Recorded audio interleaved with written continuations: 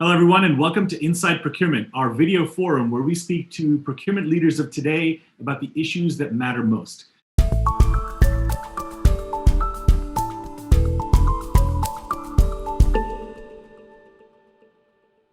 We're back with the fourth in our series of videos with Paul Coppens, where we talk about a number of different issues that are particularly salient, particularly prominent for procurement executives today. And in today's video, we're going to tackle the issue of supplier engagement. So welcome back, Paul. So Paul, as we kick off this topic of supplier engagement, how do you think about which suppliers deserve engagement, that they deserve our time and that we should focus on them? How do you think about segmenting, tiering suppliers in this regard? Yes, indeed, Omer. It's impossible to do it again with every single supplier. But I believe there are two ways to look at this. First of all, the reactive way. And that's probably what most companies are doing. They look at the basic performance of suppliers in terms of reliability and quality performance. They could add some crisis management and capacity improvement that will fall in the same bucket.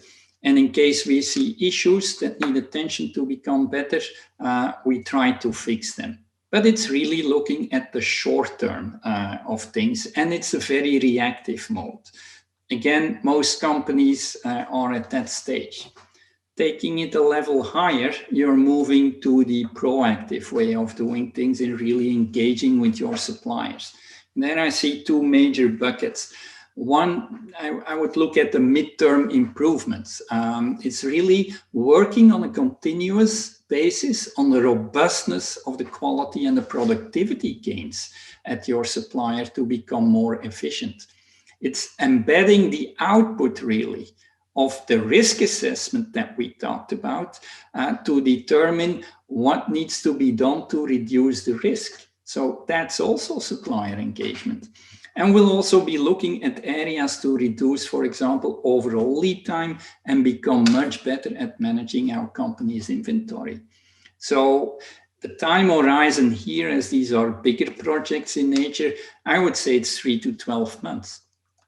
And then the really long-term benefits that can be gained through really in-depth value stream mapping of the processes that we engage on with our suppliers. Could be full processes or just part of a process. But we need to deep dive on how to handle those.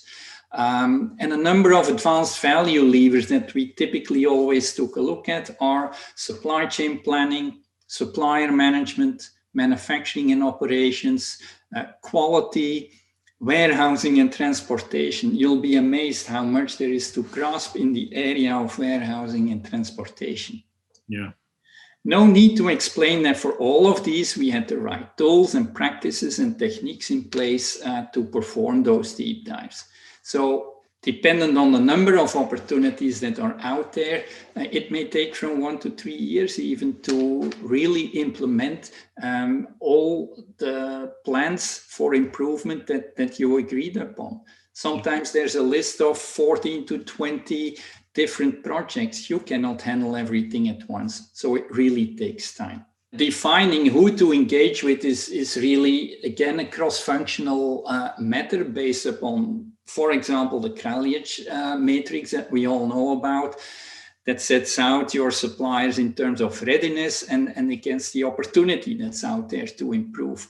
And in each of those dimensions, you'll need to define jointly with all the other functions, what you'll be assessing moving forward, and as such, trying to improve your supplier base.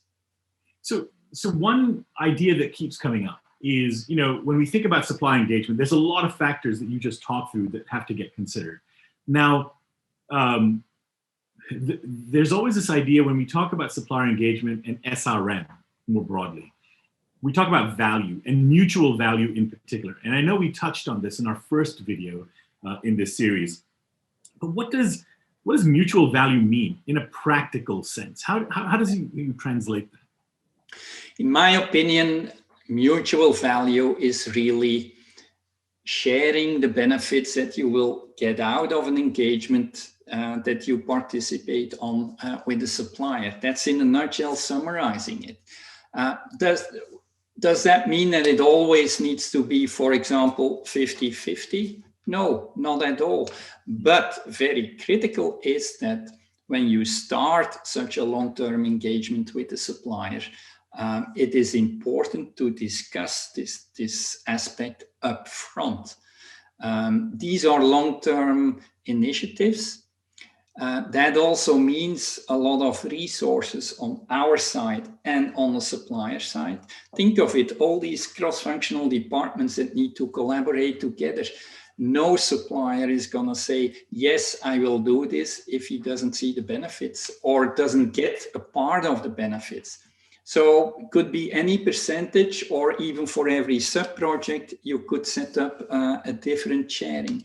I've even lived a case where we had the agreement, we're going to do it 50-50. And at the end of the project, the supplier was so thrilled about the outcome because he saw opportunities to extrapolate this to the rest of their customer base, that they told us, look, you're going to get it all. Isn't that nice? That's true partnership. And I'm not suggesting that we're going to get this every time, but it's a nice example how things can work. Yeah, makes sense. Makes sense. And that's actually a great example. So then what do you think are some of the more fundamental parameters that form that foundation of what we think of as successful supplier engagement? Yeah, I think the overall objectives of building the partners' capabilities drives improved competitiveness. And I think that's pretty clear. But to get there, we will need to understand the current performance and our customer needs, control the risk, optimum quality for every material, and so on. We're trying to accelerate change.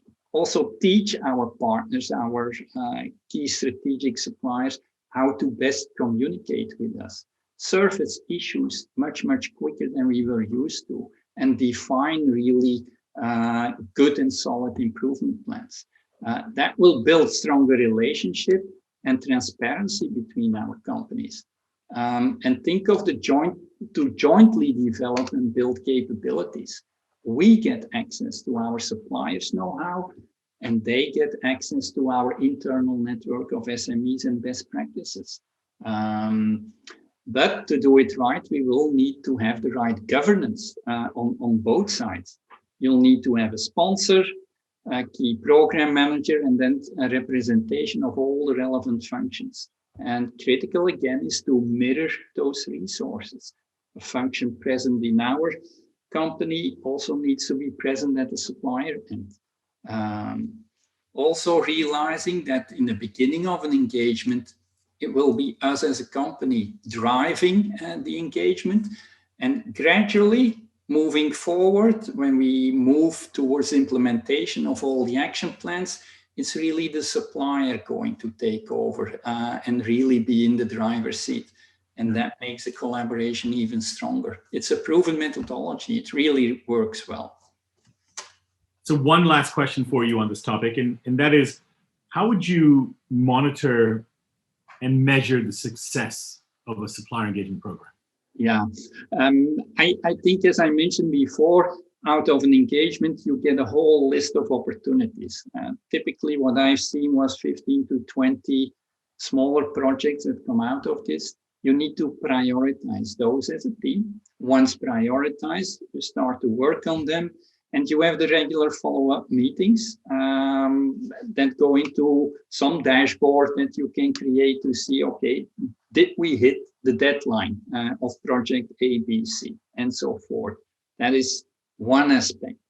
The other aspect, obviously, is really about some projects will deliver dollar savings. So you need to track whether they deliver on the promise. And that can go through your company savings tracker. And then last but not least, for me, a very critical one is try to embed this work into the SRM model. If as a company you have a supplier scorecard, make it part of the scorecard, because if a supplier delivers on the promise, he may be able to get higher points and grow into overall performance with us as a company. So that's very powerful.